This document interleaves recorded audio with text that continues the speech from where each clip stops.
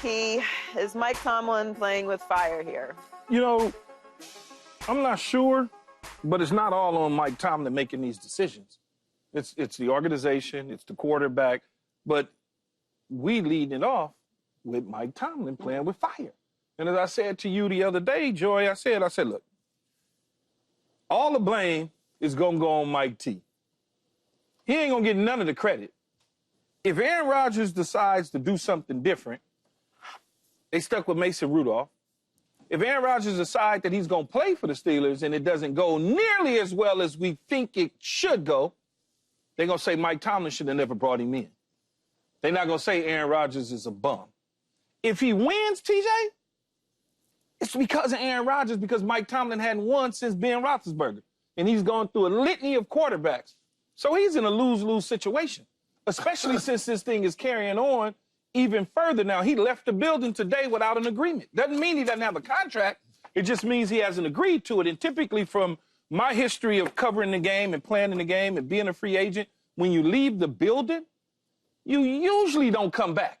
That means that because they want to get it done right now. They're this close to you. They want to touch you. They want to be able to feel you, see you. They don't want you leaving. Because if you leave, you can wind up going to Cleveland or wind up going to the Giants or something along those lines. So, you know, it'll be interesting to see how this thing finally unfolds, though. Paul, you think he's playing with fire? They dealing with a firestorm down there, Joy. I like, because if they don't sign Aaron Rodgers, which is probably the best option moving forward if they want to continue this playoff streak, and then you added DK, where do you go from there? Because is Russell going to swallow his pride and say, I'll come back, for the simple fact that they was like, hold on, Russ, we don't know if we want you back. We're trying to see if we can get an upgrade for you. So this can leave Pittsburgh in such a bad position moving forward that Mike Tomlin, like I said, his playoff streak is on the line based on who's going to be the quarterback this upcoming year. And, you know, I would have never even entertained Rodgers, first of all, because I knew what kind of show that was going to be. I would have kept everything in-house. I would have Russ, Fields, I would have worked with that first. Man, she you know, good, at the beginning, it was like you thought it'd be one of them. Who looks good? I said, man, she look good, though. They look at Aaron Rodgers. They looking at Aaron Rodgers. They looking at the accolades. They looking at all that. They like, yeah, they just overlooking the last couple years, the weather. The body work. They not looking at the body work. It's not as tight, as, you know, as it used to be. Just like going to one of them parties. Oh, yeah.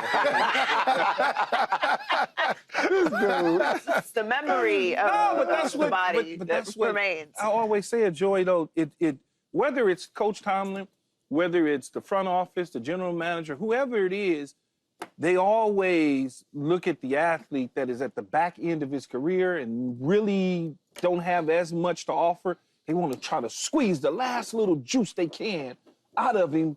You know, they like, man, we can work with him. We think we can do something. Is the juice spoiled? Hey, that's what they dealing with, Pittsburgh Steelers. What is that? That's what they dealing with. I'm not passing this note. It's nuts. It's Friday, so we're not getting I can't say it out loud. Number 4, hold the legs, huh? I'll let y'all know. I'll let y'all know when we I go know, break. he's just not Hold on, he gonna see this. Hey, this is who Pittsburgh dealing with. Oh, God, stop. You gonna leave him alone, man. That's Russell. I knew you were going to Turn that thing. No, you don't know the people. I'll have to tell you off air. Yeah, you know. It's an inside joke with us three, basically. But once I tell you one of the individuals, you certainly know. Oh, my God. God help me. Hey, look, that's Rodgers. That's Stop and let this young lady go, please. It's time to let them go. It's time to let them go. Stop. Oh, my goodness. Oh, my God. I'm sorry. Hey, Is Mike Tomlin you guys go ahead and handle that. I got it. Is Mike Tomlin playing with fire? So, Mike Tomlin, he's the face of the organization. Yeah. So, it's obviously going to be, is Mike Tomlin playing with fire? But what other choice does he have? You got door A, it's a fire. You got door B, it's a volcano. They both going to burn you. And so what other option does he have? It's not like last year when you can look at the quarterback draft and say, we got Caleb Williams, it's Jane Daniels, it's McCarthy, it's Penix, it's Bo Nix. This draft isn't heavy with quarterbacks. And so what other option do the Pittsburgh Steelers and Mike Tomlin have? You don't have any choice. And so for me, they look at Aaron Rodgers as, oh, she does look good. Yeah, she look good. And so they're willing to wait. If they had a better option, you think they'd be waiting on Aaron Rodgers? They have no choice. No choice. They don't want to start Mason Rudolph. They don't want to go back to Russell Wilson, because if they did, it would have already been done. Right now, it's Aaron Rodgers or bust for the Pittsburgh Steelers, and Aaron Rodgers knows this as well. That's why he hasn't signed. But I feel like the Steelers have been playing with fire for years now, even before Big Ben retired, because they didn't draft anyone or bring anyone in to succeed him. So they've been in this situation. And this particular year, as Paul mentioned, you had Justin Fields and you had Russ in the building. I mean, what is the difference between Russ and Aaron Rodgers right now? To me, Russ is a better option because at least he's been in the building. At least he's familiar. The fact that they don't want Russell Wilson back, to me, shows me they don't believe he's a better option than Aaron Rodgers. They don't want him back, because if they thought he was a better option, he would be back. But here's my question. We're going to talk about this later in the show, but people are excited about Justin Fields with the Jets, right? Like, we don't know how good the Jets are going to be. I don't know that they're a playoff team now, but there's optimism there, right? Yeah. So why would there be optimism with Justin Fields with the Jets, but not with the Steelers? No, and I think that there was optimism early on. Mr. Rooney said, hey, he wanted one of the two quarterbacks. I think Justin Fields, and I don't know this for a fact, but I don't think Justin Fields wanted Pittsburgh anymore. So he wasn't feeling like Pittsburgh was for him. Maybe that's true. And because, would you want them after the way they did him? No, you 4-2 and you get benched. You 4-2? Deuces. I told y'all that a long time ago. I mean, deuces. he didn't come in there as the starter to begin with. Doesn't matter. I hear you. But you went 4-2. I'm just saying that the Steelers put themselves in this situation year after year after year after year. Like, at some point, you need to push some chips in the middle and go and get a quarterback. Like, you can't keep patchworking this situation. Yes, you'll be able to not have a losing season because you have Mike Tomlin and a good culture and a good defense, and all that's great, but that's just keeping you in the middle. At some point, you have to take a swing, and Aaron Rodgers is maybe a one-year solution. But one of the biggest problems, and you know this because you're a Pittsburgh Steelers fan that's been following the Steelers forever, one of the biggest problems with that is they're never picking at the top of the draft. They're always picking at the middle to the back end of the draft, and the good quarterbacks are gone if there's any in the draft. Yeah. They're already gone. So now the move from 21 or whatever they would be at, because they're a playoff team, so let's say they're in the 20s, to get all the way up into the top 5, they got to give away the farm, and that's not something that they wanted to do. So give away the farm. Give away some of the farm. Yeah, but then you give away the farm, and you become San Francisco with Trey Lance, and then what? Well, hopefully you don't pick Trey Lance. No, but I'm saying, you know, that San Francisco... It's a roll of the dice, though. I've been suspicious of a player that only played 17 games in college. It's a roll of the dice. If that many. Right. It is a roll of the dice, but the draft is a roll of the dice every single year. Even if you pick at the top of the draft, you're rolling the dice. No, so at some point, you got to get a quarterback. Like, at some point, you have to try. Yeah, but it's also the organization's philosophy to do things a certain way. I mean, if you look at it, where did they pick Ben? Ben wasn't in the top 5. He was 11th. He was in the top 15 somewhere. Okay. Right?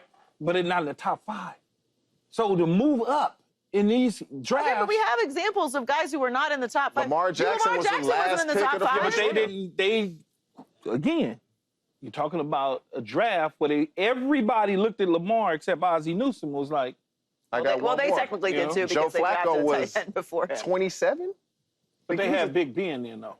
No. Joe Flacco with the Steelers. The answer cannot always be that you're not going to be picking at the top of the draft. That can't always be the answer. No, I'm saying teams finding a quarterback late in the draft. It's possible. But they had Big Ben with Joe Flacco. Yes. So, you know. They can draft somebody in the second round and develop them.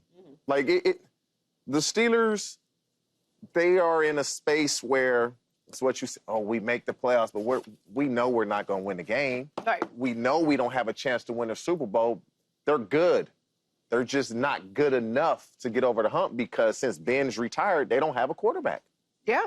Yeah, but it's the same story every single year. And I don't know why Aaron this year is a solution. If he is a solution, it's for 1 year. Not to mention, he's 41 years old right now. He's going to be 42 midseason. There's one guy that's a solution that can change that, and that's T.J. Watt. You would have to trade T.J. Watt. You'd have to trade Minkah Fitzpatrick. One of those two players. I'm not giving up my identity. No, you would have to trade one of the two. I'm not giving up my identity. Then you're not going to get a quarterback. Yeah, I'm not giving up my identity. So your identity is to make the playoffs and lose, or you got to trade somebody that can get you into the top 10. But Why do you have to be in the top 10, and though? why would I give them up to get who? Oh, not this year. Last year. Who next year? I'm not giving them two dudes up. No, you give one of the two. I'm not That's giving your them one only of the two. chance. I got my front end taken care of, and I got the back end taken care of with Mika. What, I'm not giving anybody up. And then you're going to be knocked out in the first round again. You can give up some draft picks. It can be done, and you don't have to move up into the top 10. I'm with you. Not this draft. It's not a quarterback-heavy draft. But last year you could have done something. Yeah, They just don't. You can't sit in the same place. It's the same conversation we have about the Cowboys. Though. Like, you can't sit in the same place doing the same thing year and year and expect a different result. They just enjoy being in the middle and ground. Like I don't even understand. Like you picked up DK, and you don't have a quarterback for him. So now you're gonna be stuck in the middle. At some point, I feel like you got to bottom out. But even if Mason Rudolph to rise back up. If Mason Rudolph was to be the starter, as long as he can throw the football in the catch radius area, I think they'll be okay with DK. It's more of the same, though. Yeah, no, it might even be. if he's okay, it's more of the same. He was 8-4-1 with the Steelers in 4 seasons. What you looking at me for? I ain't. It's a winning record. Like That's a good record. He's capable of winning games, but That's a good record. To TJ's point, you're not competing. You're not a contender. He's 40. If they make the playoffs, everybody is saying, oh, I hope we can get Mason Rudolph and the Steelers, if that's the case. If that's the case, I hope we can face them. We match up with them in the playoffs. Yeah. Well, former Steeler Najee Harris has been taking some shots at his old team, and he is now a Charger and told KCAL here in Los Angeles that Pittsburgh, quote, didn't have any identity on offense and was hurt by a lack of the veterans in the locker room. But would Rodgers give the Steelers an offensive identity? I like to hope so. I like to hope that they change everything they do on offense. They were like a hard watch for me, except for like maybe a couple games when they played the Bengals. They scored 44 points. But if you add Rodgers, then you're probably going to have to allow Rodgers to implement his playbook. You know, since you added DK and you got the receivers over there, they lost the run game. So definitely if you have Rodgers, it gives you some kind of confidence that you can be a somewhat explosive offense more so than you've been in the past. You've been known as just a defensive team who grinds it out, keeps the score low. With Rodgers, it gives you confidence that you can maybe, get the ball in the end zone a few more times. Look, when you have a veteran quarterback or veteran pieces on an offense, it certainly helps you as a young player. There's no question about it. When I came into the league, we was littered with veterans on our offensive side of the ball. And then eventually our veteran coaches came in and was able to instill certain things in our system. But no matter what, until they change the actual identity of the offense, it's going to be just duck and chuck 3 yards in a cloud of dust. That has been Pittsburgh's way of doing things for as long as I've been able to understand professional football. I mean, every now and then when they had Todd Haley and Ben Roethlisberger and Santonio Holmes and AB, they was able to push the ball down the field and do some things, but that was more Todd Haley's vision. Mm-hmm. Arthur Smith is lining up in 2 tight ends, and they're going to one on the ball, one's going to motion across, then they're going to go to double tight over here, they're going to turn around and hand the football off, and it's going to be 2nd and 3. I mean, that's just what they like to do.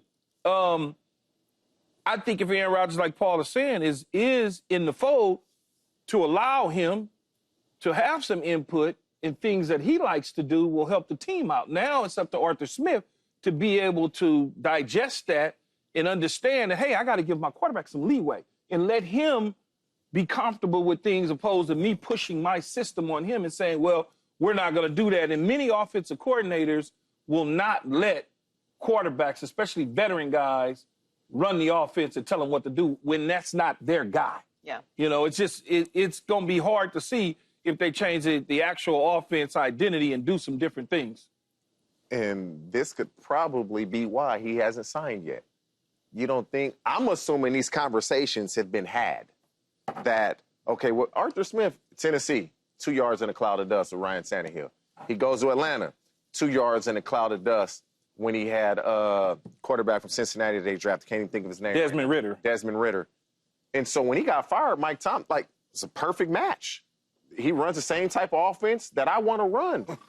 If Aaron Rodgers is snooze, if you sign Aaron Rodgers, the offense has to change.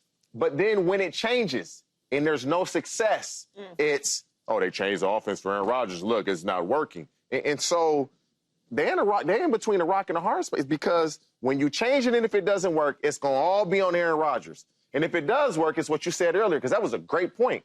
It's all because of Aaron Rodgers. Oh, yeah. And so with George Pickens and DK, like, they have the potential to be so explosive offensively. You got 2 big receivers. Both of them can run. George, they big catch radius.